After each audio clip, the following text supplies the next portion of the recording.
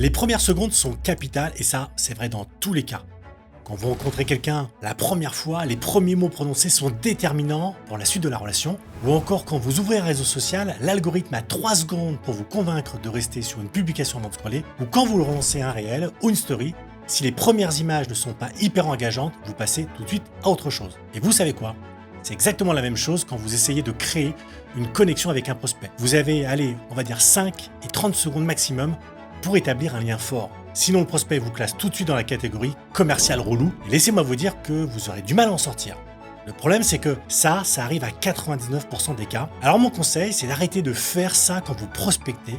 Et dans cette vidéo, je vous dévoile les 3 ingrédients secrets pour magnétiser vos prospects au lieu de les repousser. Vous voulez donc arrêter de courir après les mandats, alors restez bien jusqu'au bout de cette vidéo. Je vais vous dire un truc que vous savez certainement déjà, mais je pense que c'est hyper important de le rappeler. La prospection est efficace seulement si on arrive à créer des liens authentiques avec les gens qu'on rencontre. Parce que l'authenticité, c'est le fondement de la confiance. La prospection, elle marche quand on a suffisamment de magnétisme pour attirer les prospects. Si vous les attirez naturellement, ils seront plus à même de vous donner leur email et de vous autoriser à les recontacter. Alors évidemment, ça n'a rien à voir avec ce qu'on vous a appris pendant vos formations. Et ce qu'on vous a appris, c'est le truc classique, le tap-tap, flyer, la pige, les prospections, on va dire, intrusives. Et je sais à quel point il est difficile d'ailleurs de remettre tout ça en cause, tout ce qu'on a appris, parce que on a, on va dire, pris ses habitudes pendant tout ce temps, pendant toutes ces années, parce que ça nous définit comme professionnels en tant que personne. Et pourtant, je vous propose de transformer votre manière de prospecter. Alors le but, c'est pas de tout changer, non, mais d'injecter dans votre méthode de votre prospection 3 ingrédients qui vont faire toute la différence, c'est-à-dire l'autorité, le suivi et la conversion.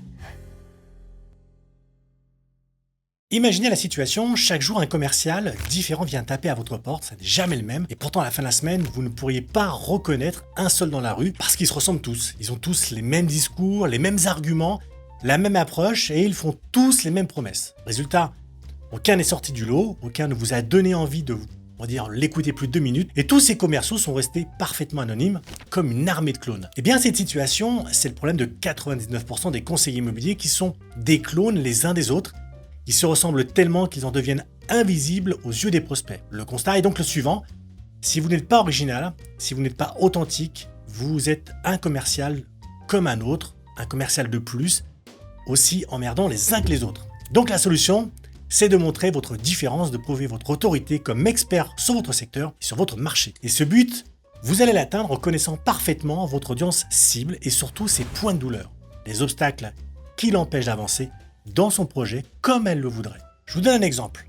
Vous tombez sur un propriétaire qui a sa maison depuis 4 ou 5 ans. Avec votre expérience, vous pouvez facilement anticiper ces questions. Est-ce que j'ai fait le bon choix quand j'ai acheté ? Combien vaut mon bien aujourd'hui ? Est-ce que je peux imaginer acheter plus grand sans souscrire à un prêt relais ? Cette connaissance que vous avez des problématiques de vos prospects, cette expertise ciblée qui vous caractérise, elle vient de se combiner avec votre personnalité et avec ce qui vous rend authentique pour construire votre autorité magnétique. En prouvant votre autorité, vous développez donc naturellement une forme de magnétisme. Vous devenez l'expert qu'on veut absolument consulter pour résoudre son problème. Bon, concrètement, comment on applique ça à la prospection ? Pour commencer, déjà, on peut créer 3 types de guides au format PDF ultra ciblés. Par exemple, un guide sur les vendeurs.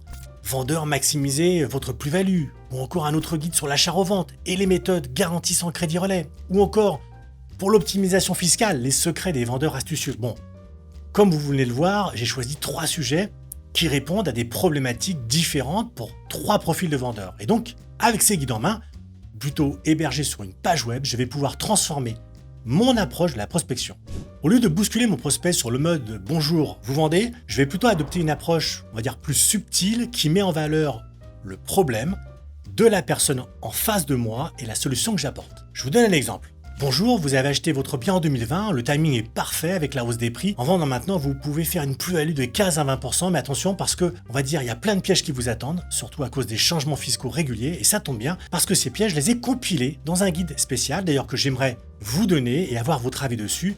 Si c'est ok, je vous l'envoie maintenant. Vous voyez là, la différence de l'approche. D'un côté, j'essaye d'obtenir quelque chose de mon prospect, c'est ce que font, on va dire, la plupart des conseillers dans mon secteur, et de l'autre, c'est moi qui propose à mon prospect de lui donner quelque chose, un contenu qui va lui apporter de la valeur et peu importe s'il a un projet en cours ou pas.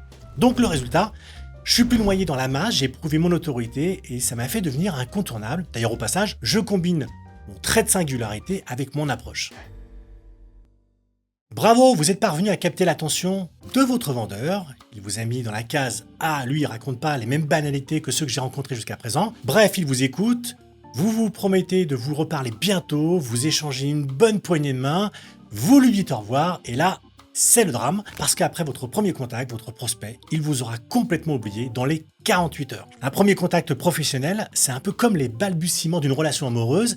Si le premier encart se passe bien et que derrière vous ne donnez plus de nouvelles, il y a toutes des chances pour que l'autre passe à autre chose. Si vous disparaissez, vous ne donnez plus de nouvelles, si vous n'apportez plus de valeur, vous êtes dans la corbeille, contact inutile et basta. Bref, une bonne connexion sans suivi, c'est un peu comme allumer un feu sans l'entretenir, il s'éteint très vite. Ce qu'il faut donc comprendre, c'est que la vraie connexion, la création du lien fort qui vous unit avec votre prospect, elle ne se joue pas pendant l'échange initial, c'est après qu'elle se construit pendant les jours et les semaines qui suivent. Ce qu'on veut donc, c'est donc de devenir un conseiller privilégié du prospect, bien avant qu'il décide de vendre, comme ça vous êtes sûr qu'il pensera à vous dès qu'il mettra au point son projet de vente. Et je vais vous dire, c'est comme ça pour tout. Aujourd'hui, vous n'avez pas l'intention de faire des rénovations chez vous, mais comme ça fait 6 mois que vous recevez la newsletter d'une petite entreprise de bâtiment du quartier avec des infos super intéressantes, bah forcément, c'est à elle que vous allez penser le jour où vous voudrez faire des travaux. Et donc vous avez besoin de ce que j'appelle, on va dire, une addiction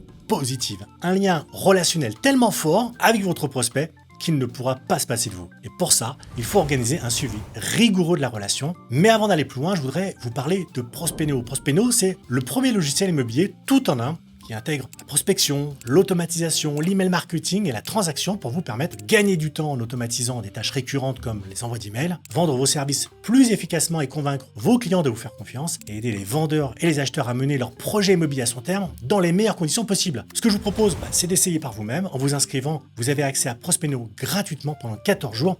Le lien se trouve juste en dessous dans la description. Alors justement, grâce à Prospénéo, on va concevoir un système automatisé en 3 temps. Le jour J, ce qu'on va faire, c'est qu'on va, dans l'email, on va se présenter, on va envoyer donc le guide pour lequel la personne vous a donné son email et on rédige un message personnel.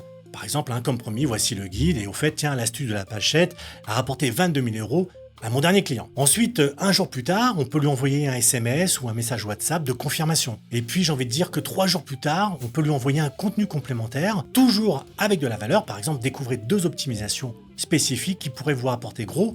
Plus, on place un lien subtil dans la signature avec un appel à l'action, par exemple, qui pourrait amener à une prise de rendez-vous sur un agenda en ligne comme Calendly, où vous pourriez tout à fait réserver, en tout cas autoriser à réserver un appel avec un texte, par exemple, parlez-moi de votre projet. Après, chaque mois, on envoie un article via une newsletter.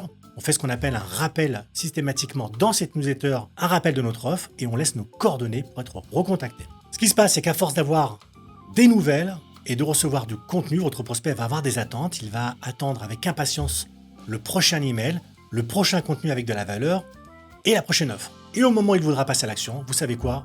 Vous savez qui il va appeler ? Eh bien vous.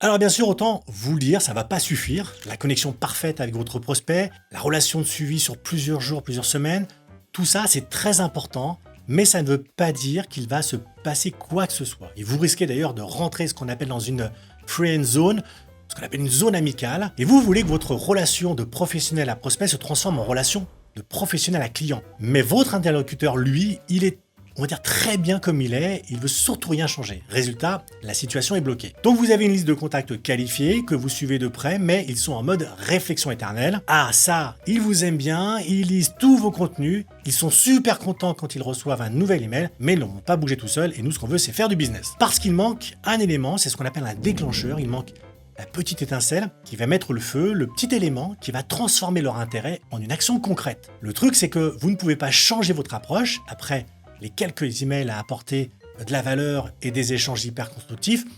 Vous ne pouvez pas brusquement revenir à un commercial impersonnel et intrusif. Bon, maintenant, tu me files ton estimation ou merde. Alors non, bien sûr que la conversion ne se réclame pas.